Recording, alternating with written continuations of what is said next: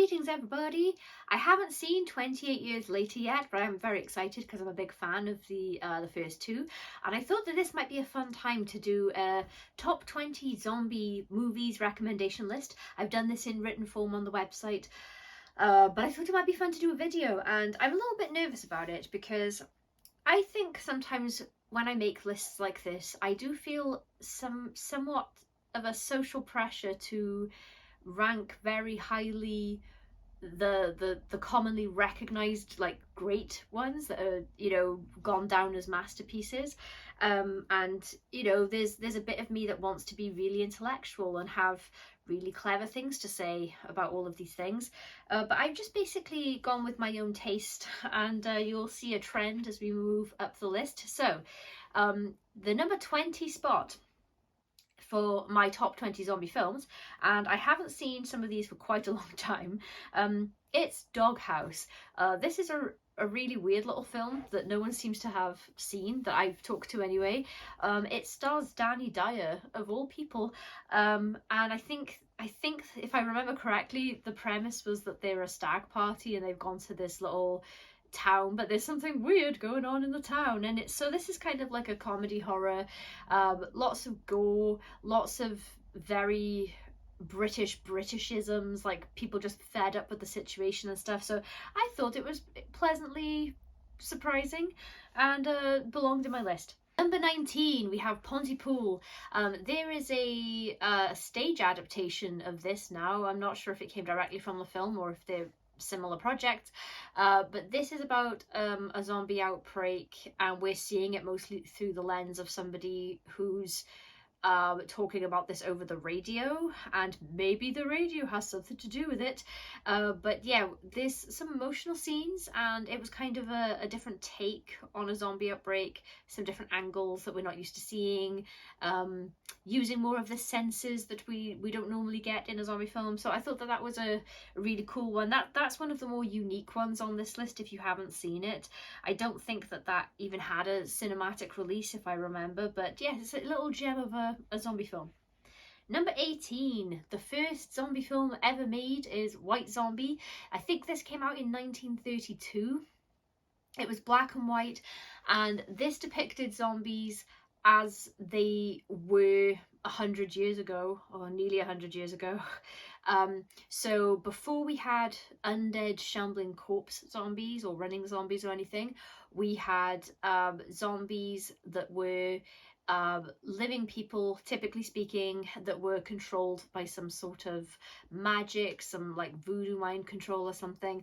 I will warn you, if you haven't seen it, it does use racial stereotyping, and there are some seriously racist like under and overtones to it, but if you're sort of a cinemaphile and you enjoy early cinema and you enjoy the origin of zombies, if you're interested in like sort of the change in zombies over time, then this is kind of a must watch, because this is where it all started cinematically. 17, The Crazies, and I think people are going to be a little mad. I'm talking about the remake, not the original one. I think George Romero did the original one, speaking of undead zombies, but The Crazies is kind of a take on zombies. This is more your not so much undead as savage, have lost all sort of autonomy kind of zombies. And I just remember there's one really scary scene where someone's strapped to a bed and someone's going around doing horrifying things and they're kind of at the mercy, and that was really tense for me, and I really enjoyed it. Timothy Olyphant is in it, and I just generally love him all the time. So yes, the original I did also really like. I just didn't find that it was as tense because the pacing is a lot slower in the original one, and I feel like they could have condensed it a bit, but this is just a difference in filmmaking from decade to decade. 16, and I know I'm gonna get some shit for this one. Resident Evil, the first one they made. I still stand by my comment and my opinion that they have yet to make a decent adaptation of Resident Evil. The games are so good, and it doesn't seem to me like it should be that hard to just make a good screen version of it, but for some reason I think that whenever there's an attempt on this, even if it does attract an audience, I just feel like they miss the point. They miss the point of Resident Evil, and I think that they miss what the fans of the games like about the series. But the first Resident Evil film I quite like, and all of the rest after, bad. The series, I think there were 2 series that they made, bad. And like even the animated films are a bit better but not great. But this first Resident Evil movie that they made, and I don't even want to think about how long ago it came out now, quite some time, I felt like it kind of did its own thing, but it did feel fitting of the universe. I liked the location. I liked how much Umbrella kind of stuff was in it. I thought that there were enough nods to the games to satisfy game fans while also being its own thing, with its own new character that isn't in the games and things. So I thought that was pretty good and a promising start to a franchise, but then, oh dear. 15, The Return of the Living Dead. Now this is your undead zombies, and it's a whole bunch of fun. And if I'm not mistaken, if I'm not mistaken, I could be, my memory is fuzzy. I used to be much more sure of all of my zombie knowledge, but I think that this is where the idea that zombies eat brains came from, this film specifically, because everyone thinks of zombies as like brain eating monsters now, but I think that's not typically a zombie thing. I think it came from this, but that is just a really fun film. I think it was made in the 80s, pretty sure it was the 80s or early 90s at latest. It's very of its time, but like in a good way in terms of filmmaking, and the spirit of the thing was just, let's make a really fun horror film with zombies and cool characters. Number 14, Reanimator. This is pretty unique. I think one of the more unique films on the list. Is not really like anything else, although I guess it does have some comparison. You could make some comparisons between this and Return of the Living Dead, but we've got sci-fi, bit of comedy, quite a bit of horror. What more could you want? That's one of the older ones on the list as well. 13, I was quite surprised, but it's Maggie, and I think that generally speaking, I like zombie films for fun reasons. Like, I like to imagine what I would do in a zombie apocalypse, and I've spent probably way too much time thinking about that. I have separate plans for running zombies, slow zombies, you know, plan A's, plan B's, all that kind of stuff. But Maggie is very somber in tone. It's a very sort of grey film, like in feel and in look, and it's a sort of a different take on zombies in that it's an illness, and there are people who, you know, want to cure people for various reasons, or at least not let them get any worse, and then there are people that just want them all dead.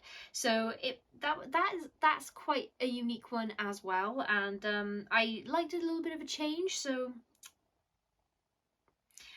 I will say it's not one that I can watch over and over, unlike the top few on this list though, because it does make me very sad. 12, in a sort of similar vein as The Girl with All the Gifts. This is a weird zombie film. I can't remember loads about it. I just remember that I really enjoyed it and found it, again, a different take on zombies. But this features a load of zombie children where the zombie part of them is being suppressed by something, but there is always a danger that they're gonna like freak out, and it's really contagious still, this like zombie virus. That's a more unique story in the zombie genre, and I would recommend checking that out if you haven't. 11, the original, not the remake, Pet Sematary. This is based on the Stephen King novel. There are people that will argue with me that this isn't zombies proper because it's not an apocalypse, but this is very much zombie creatures. A guy moves with his wife and 2 kids to a new house. It's right by a very busy main road. You can kind of guess what's going to happen. There is a pet cemetery nearby that the local kids like bury their pets in, and the road has taken a lot of these pets. But beyond that, there is another cemetery, and sometimes what you put in the ground doesn't stay in the ground, and it's just such a great horror story. I didn't like the remake because I felt, I don't want to spoil it, but they made a change in the remake, which I initially was interested in, because you could do something different with it. But then I felt like they just played into tropes about these particular kinds of characters. I'm sorry, I'm dancing around it, not being very specific. If you've seen it, you'll probably know what I mean. If not, I don't want to spoil it in case you might enjoy it. But yeah, the remake wasn't for me. Number 10 is Zombieland. I thought it was good. I really enjoyed it. I really enjoy sprinting zombies.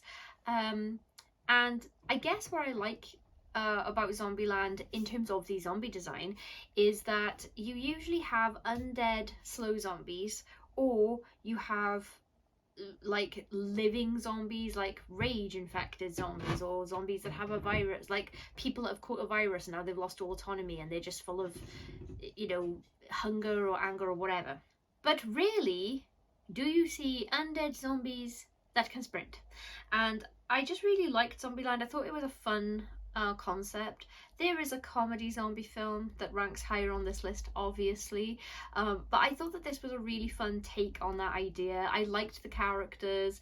I liked the storytelling style, in that we're sort of in our main character's head and he's giving us these little sort of off-camera monologues. I just thought it was a fun time all round. It was pretty well made, and Woody Harrelson was great. I just loved his character and everything about his story. Number 9 is the original Dawn of the Dead. So this was the zombie film that made me love zombie films. I think that this is the first proper zombie film I ever saw when I was a teenager, and I used to stay at my cousin's house and we'd stay up watching horror films on the Sci-Fi Channel, and it was just such a good time. Like, just find something to watch at 2 or 3 o'clock in the morning, and a lot of George Romero was on, and I think that this is the first one I saw. So obviously I saw the Romero zombie films out of order, but this was the zombie film that made me think the zombies were so much fun when I was a kid, because the idea of sort of like holding up with your friends in a mall, so you've got everything that you could need at your disposal, I just thought that that would be so much fun. Obviously, when I was a kid, I wasn't thinking about the flesh-eating monsters that were, you know, on a mission to kill me and eat me.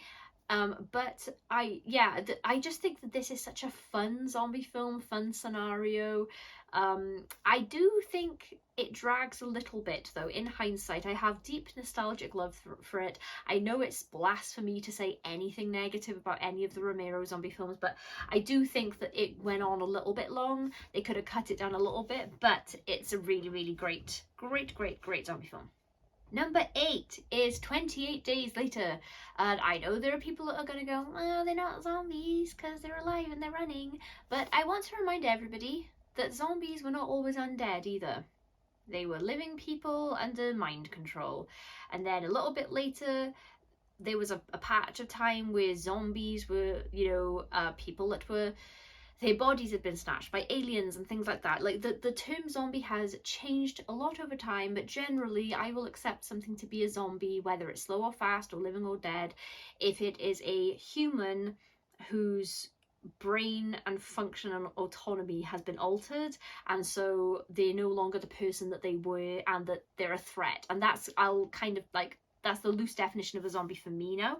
But 28 Days Later was just such a game changer, because it wasn't the first running zombie film. There are a couple of films before that that featured a running zombie or two, but it was the one that really put that idea on the map worldwide. And it's like, I will say, I love running zombies. As a horror creature, I think that they're way scarier than undead slow zombies, because I think there's a pretty good chance that you could survive undead slow zombies, but these zombies, these rage zombies, no chance.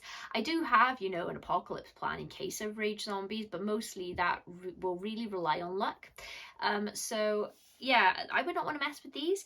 I think it's an amazing film. I'm super excited to see 28 years. Please don't spoil it, because I've been, you know, waiting for it for over a decade. I just haven't been able to get out to see it yet, but I really hope that it doesn't let us down. I really, really hope, because I just think these films are so solid. So I'm hoping the new one is good. Number 7, speaking of running zombies, we have Wreck, which is a Spanish film. It's so good. This is about a news reporter that's just sort of filming a fire crew late at night. It's kind of like a inside jobs you don't think about kind of documentary. And then they get sealed inside an apartment building because there's an outbreak of something in there. So this is running zombies but in a confined space where there isn't really anywhere to go, and obviously like the power is out, so it's very dark, and it's found footage as well, so it's like film from like the documentary crew kind of thing, and it's a 2-person documentary crew, so really small. So it has just loads of classic brilliant horror elements. I say classic, found footage is still relatively new when we're talking about horror, but it is decades old now. So yeah, that's just a really fun time, and for a while I was genuinely scared watching this film, and that very rarely happens to me.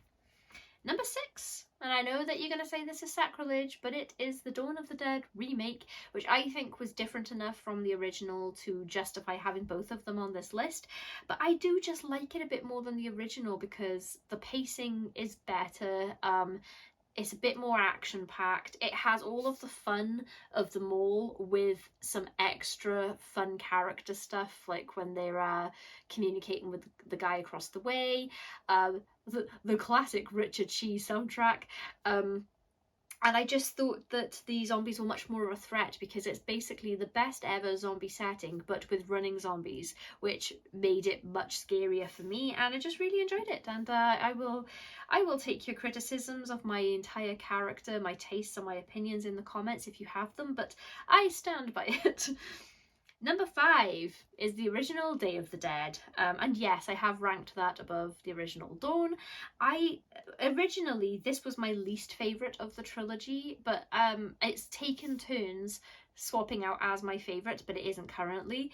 But I just thought, because this is the of the Dead trilogy from George Romero, so we had Night of the Living Dead, Dawn of the Dead and Day of the Dead, and we're not following the same characters through all of these films, but we are following the same zombie apocalypse.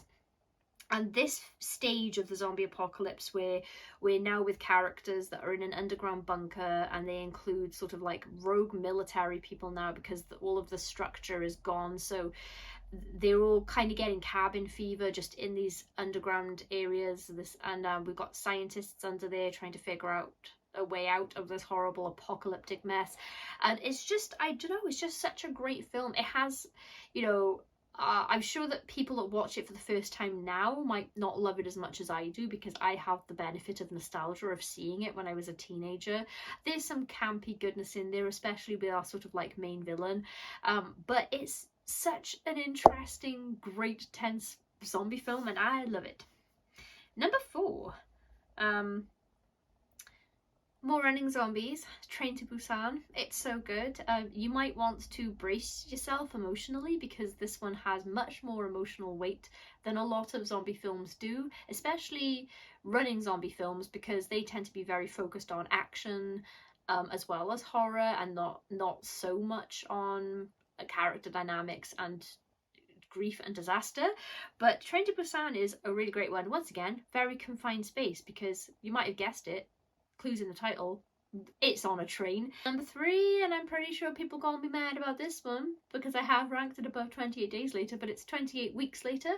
The reason that I like this more than 28 Days is because it expanded the world, the scenario in the world. So the first movie takes place just in Britain, and the rage virus has gone rampant, and like basically everyone is either a rage zombie or they're dead. There are very few people left. It's a very, very hard thing to survive. It is not easily survivable, this scenario. And then 28 Weeks Later takes place a little bit later, 28 weeks later, possibly, and the American military have come in, and they have managed to secure an area in London that's completely infected free, and so they're flying British people back in to set up home in the country, and they're trying basically to clean up Britain, but obviously it goes awry, so maybe the safe zone doesn't stay a safe zone for the whole film. But I just really liked the implications about the wider world and the containment. I felt like it was, for a zombie film, I felt like it was quite realistic in terms of like military process and how the rest of the world would respond to this. And I really liked the cast, and I thought it was scary. Number 2 is the original Night of the Living Dead, and there was just no way that this wasn't going to be in my top 2, and I had a little word with myself about this. As I said at the beginning of the video, I do feel a bit of a social pressure to have this in my number 1 spot, because this is the first undead zombie film as given to us by George Romero, and George Romero is basically the guy that made zombies undead, shambling, flesh-eating creatures.